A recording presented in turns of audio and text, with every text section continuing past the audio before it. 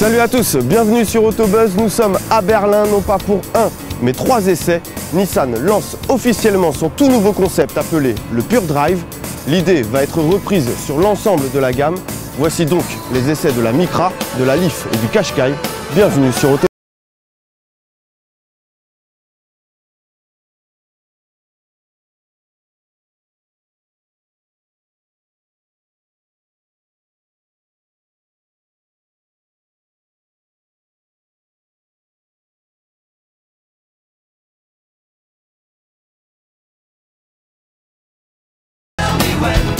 Mis à part les innovations moteurs, la nouvelle Micra DIGS n'est pas bien différente de l'ancienne. La silhouette est certes plus osée, comme en témoigne le béquet arrière intégré au pavillon. À l'arrière, le profond haillon est flanqué de blocs optiques d'une pièce, alors que le bouclier se distingue par une franche découpe pour la plaque d'immatriculation. Le troisième feu stop est intégré en position centrale haute dans le béquet arrière. À l'avant, l'allure sculptée est soulignée par une large calandre qui renforce la présence du véhicule sur la route.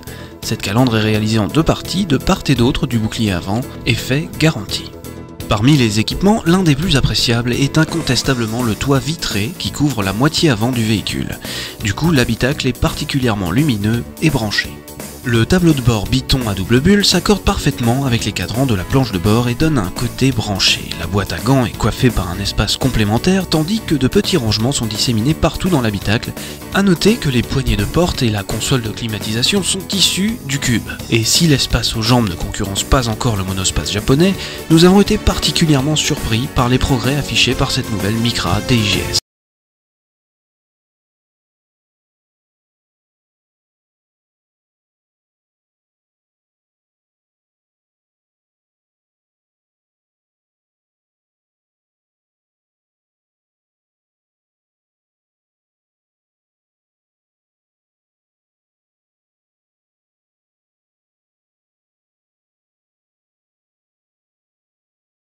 Faire un moteur qui était plus efficace que le moteur standard en litre 2, mais qui avait encore plus de puissance. Ce moteur-là, il a 23% de moins de friction que le moteur 1 litre 2 normal, avec des couches spéciales comme le Diamond Like Carbon sur les poussoirs, l'injection directe et le compresseur nous permettent d'avoir une amélioration de performance quand c'est nécessaire. On a un cycle spécial qui est nommé le cycle Miller Cycle. Quand le piston est en train de monter pour la compression des gaz, les 2 soupapes d'admission sont ouvertes pour une certaine période. En ville, le véhicule roule avec le compresseur qui n'est pas attaché au moteur. Il y a un embrayage qui le découpe. Dès qu'on a besoin de la puissance, on accélère, le compresseur s'entraîne pour vous donner toute la puissance.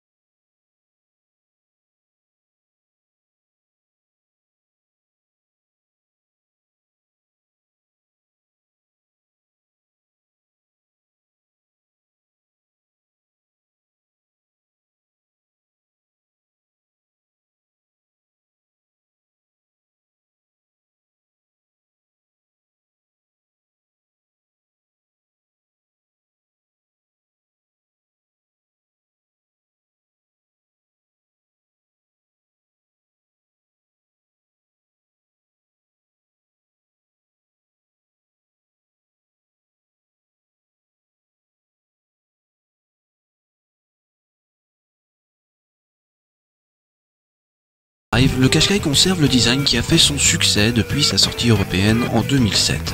Aucune modification apparente et donc aucune prise de risque, si ce n'est du détail comme la calandre noire laquée et des optiques plus dynamiques. Un label écolo sur ce crossover était néanmoins un pari osé. À l'intérieur, Nissan a voulu mettre l'accent sur le confort, façon berline surélevée, mais l'instrumentation reste assez sommaire. Les quelques rangements supplémentaires ne changent rien à l'ergonomie ratée de l'habitacle. Le gros changement se situe évidemment sous le capot. Et quel changement? Le label Pure Drive a tout simplement tué ce 4x4.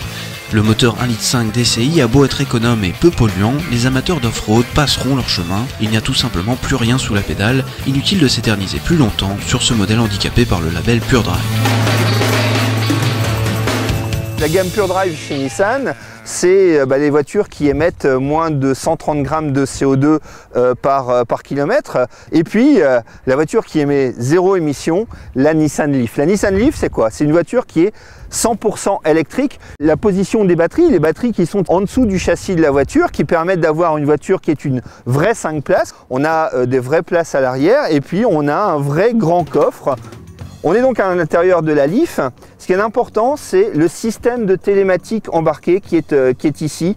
On voit véritablement des cercles concentriques qui permettent de dire, voilà, on est à Berlin et on peut aller jusque Leipzig sans aucun problème avec l'autonomie qui est celle de la voiture au moment où on se parle.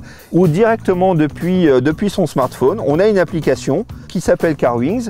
Je vais communiquer avec ma voiture, elle va me dire quand la batterie est pleine, elle va me donner plein d'informations, mais je vais pouvoir mettre la climatisation ou régler les heures de charge pour bénéficier des heures creuses et là où l'électricité est la meilleure marché. Cité, j'ai le droit de citer. Cité, cité, me rend tout excité. Cité, c'est ça la densité. Danse. Avec la Leaf, Nissan fait entrer la voiture électrique dans notre quotidien et renvoie ses concurrents à leur concept car. Pour les plus coquets d'entre vous, la Leaf sera proposée en Europe avec 5 teintes de carrosserie au choix. Bleu métallisé, blanc perle, gris perle, noir ébène et rouge sport.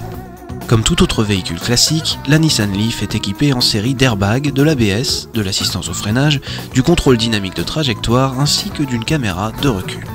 Disponible dès cet été en France, c'est une fois sur la route que la Leaf nous intéresse.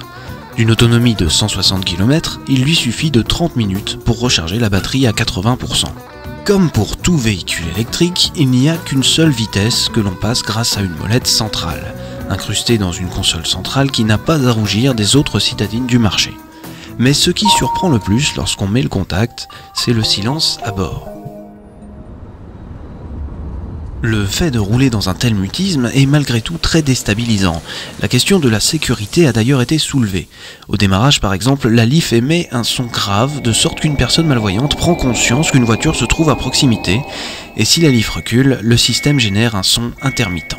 En délivrant un couple équivalent à celui d'un classique V6 essence de 2,5 litres, l'accélération se fait franche et adaptée, une vraie réussite. Danser sur des machines, danser, danser, on chantait dans les clubs.